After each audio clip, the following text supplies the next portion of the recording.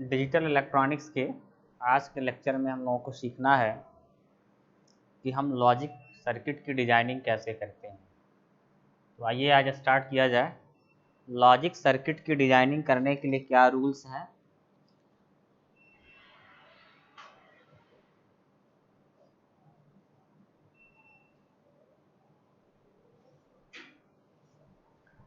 तो दो महत्वपूर्ण बातों को ध्यान में रखना है।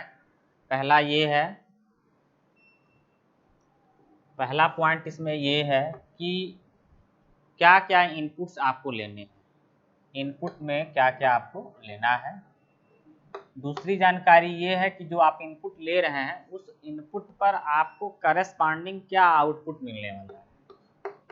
What will be a corresponding output on the basis of taken inputs. जो इनपुट आपने लिया है उस इनपुट पर क्या करस्पॉन्डिंग आउटपुट आएगा, ये चीज बहुत इंपॉर्टेंट है। अब देखें, अब जैसे मान लिया जाए, जैसे मान लें हम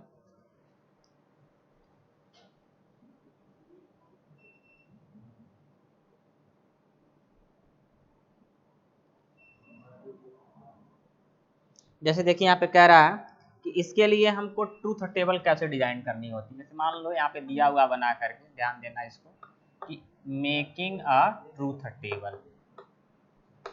ट्रूथ टेबल, एक ट्रूथ टेबल डिजाइन करना है तो कैसे करना है। कह रहा कि मान लो हमारे पास दो इनपुट है, एक ये इनपुट मान लो है, एक इनपुट ये मान लो एक इनपुट x है और एक इनपुट y है। मान लीजिए जो मुझे आउटपुट चाहिए वो आउटपुट चाहिए z। कह रहा कि यदि मान लीजिए हमको x बराबर 0 दें और y बराबर 0 दें और हमको मान लीजिए आउटपुट 1 चाहिए, तो सर्किट कैसे बनाना होगा। ये पहला कंडीशन। दूसरे कंडीशन में कह रहा है कि मान लीजिए कि अगर हम x बराबर 0 दे दें और y बराबर 1 दे दें तो हमको z बराबर 0 चाहिए। इसके लिए हमको सर्किट कैसे बनानी होगी। तीसरा मान लो कह रहा है कि x बराबर 1 हो और y बराबर 0 हो तो z बराबर हमको चाहिए 1।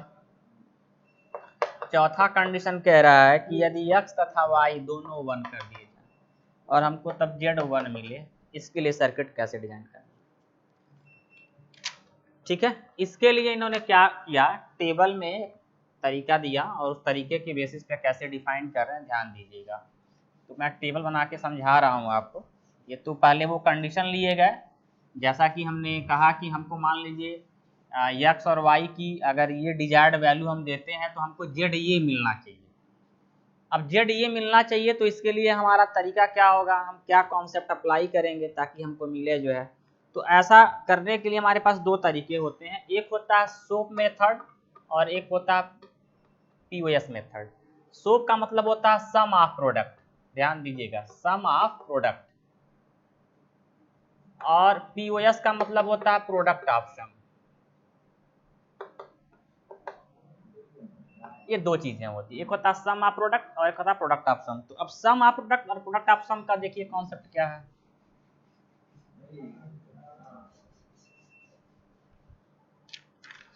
देखिए ध्यान से, जैसे मान लीजिए कि हमने कहा, एक पहले टेबल हम आपको यहाँ बना के दिखाते हैं।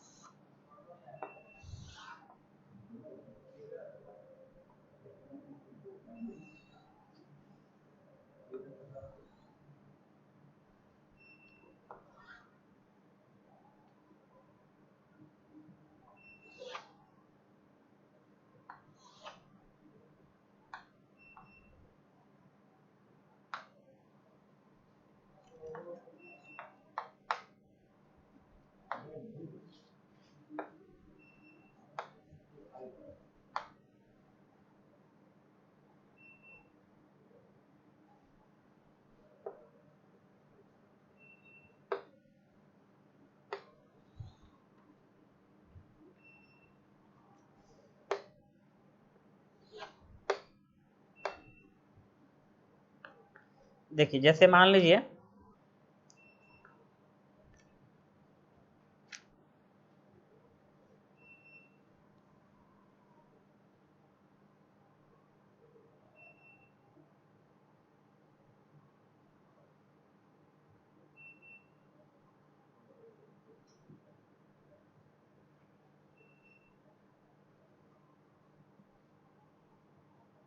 अब देखिए ये हमारे पास टेबल बन गई। अब इस टेबल में क्या किया गया, तो दो चीज़ हमने किया है, एक इनपुट बनाया, एक आउटपुट बनाया, और एक इसका पीओएस फॉर्म लिख रहे हैं। ध्यान दीजिए, सबसे पहले टेबल समझ लेना कि टेबल कैसे डिजाइन कर रहे हैं हम। तो टेबल डिजाइनिंग में तीन चीज़ का ध्यान रखना है, इनपुट, आउटपुट और इसका पीओएस फॉर्म। इसको प्रोडक्ट ऑफ टर्म कहते हैं या पीओएस या प्रोडक्ट ऑफ टर्म कहते हैं, प्रोडक्ट ऑफ टर्म कहेंगे सब नहीं। जैसे मान लीजिए हमारे पास क्या था, x इक्वल टू 0 था, यहाँ पे 0 था तो ये भी 0 था, 1 1 0 और ये 1। अब 0 0 है तो यहाँ पे आपको जो है z क्या चाहिए, z आपको शायद यहाँ पे क्या दिया गया था, 1 दिया गया था, तो मान लीजिए z 1 चाहिए। तो इसको लिखने का तरीका हुआ x का कॉम्प्लीमेंट y का कॉम्प्लीमेंट। यहाँ पे देखिए 0 1, तो इसमें रिजल्ट क्या हमने सेकंड कंडीशन में कंसीडर किया था, तो किया था हमने जो है ये 0 आएगा। तो आप यहाँ पे क्या लिखेंगे, लिखेंगे x बार और y। थर्ड वाले केस में क्या था, थर्ड वाले केस में आपको 1 चाहिए था और इसमें भी 1 चाहिए था। इसमें लिखना है आपको, तो 1 का मतलब x हुआ, 0 का मतलब y बार हो जाएगा। इसमें क्या है, दोनों x और y हो जाएगा। ये हो गया आपका प्रोडक्ट ऑफ सम लिखने का तरीका। तो पहले इसको नोट करें आप कैसे लिखे हैं। देखिए यहाँ पे 0 था उसके लिए हम कॉम्प्लीमेंट का यूज कर रहे हैं, जहाँ 1 है वो ऐसे जैसे इनपुट दिया गया वैसे इनपुट लिख दे रहे हैं। पहले इसको आप लिख लीजिए।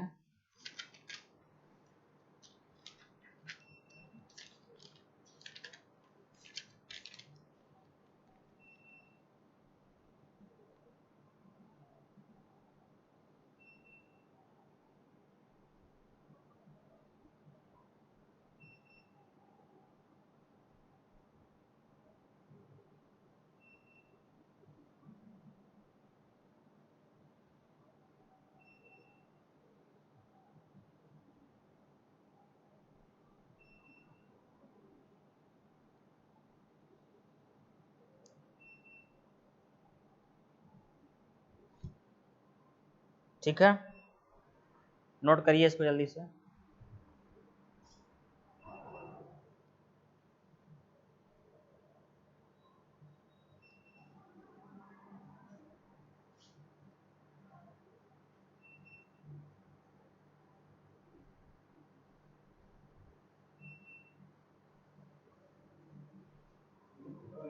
तो पहले तो ये क्लियर हो गया। जैसे मान लीजिए दो इनपुट का बनाया है, पहले इसको समझना बहुत जरूरी है। इसके बाद का जो स्टेप है वो लॉजिक, बुलियन लॉजिक सिंप्लीफिकेशन या बुलियन लॉजिक का एक्सप्रेशन कैसे बनाएंगे, वो अगला स्टेप है। पहला स्टेप समझा दिए हैं, इनपुट कैसे लेना है, आउटपुट कैसे लेना है, मतलब जो दिया रहेगा उस हिसाब से। सेकेंड में टेबल हो गया। अब इस टेबल में जैसे मान लीजिए हमारे पास 3 तरह का इनपुट है, सपोज करिए। मान लीजिए हम जो है यहाँ पे इनपुट एक्स वाई दिए थे, मान लीजिए कोई कहता कि मेरे पास 3 इनपुट है एक्स वाई जेड, मान लीजिए आउटपुट मान लीजिए यहाँ पे कुछ पी कर लीजिए, आप वो कर लीजिए, और तब उसके हिसाब से लिखना है। जैसे मैं बना के दिखा रहा हूँ आपको, इसी में देख लीजिए आप। एक कॉलम मैं और ऐड करता हूँ यहाँ पे।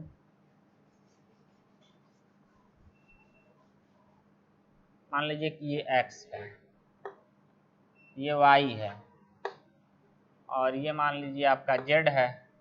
आउटपुट यहाँ मान लीजिए वो बना लें हम, तो यहाँ पे 0 0 0 0 0 1 और 0 1 0 0 1 1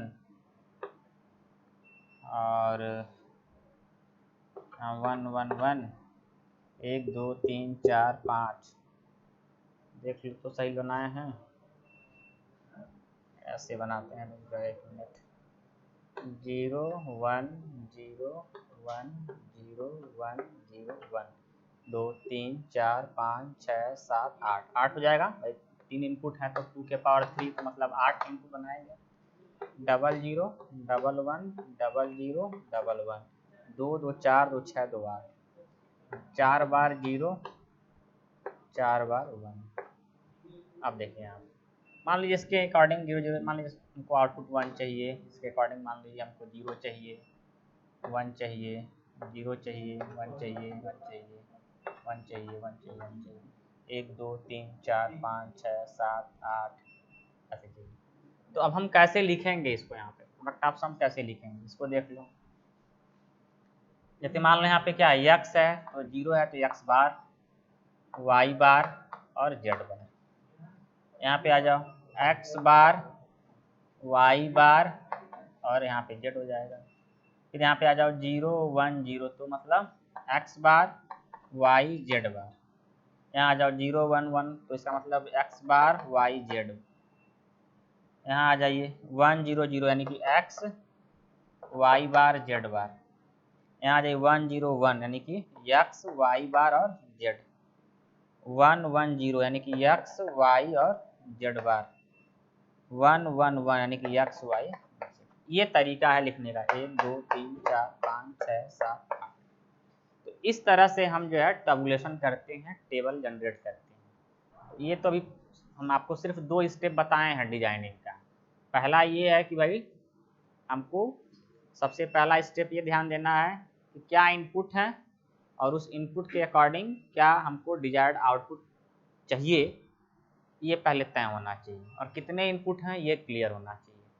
दूसरी बात ये क्लियर होनी चाहिए कि जो है हम जो टेबल बनाएंगे तो टेबल में क्या क्या चीज़ मेंशन करेंगे। तो मेंशन क्या करेंगे, इनपुट करेंगे, आउटपुट करेंगे और प्रोडक्ट ऑफ टर्म लिखेंगे। बात समझ में आ रही है ना? इसको भी पहले आप बना ले जाए कॉपी में, इसको भी बना लीजिए।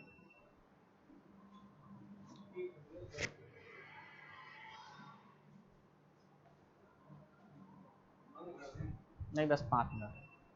जा रहे हैं क्या? ठीक है।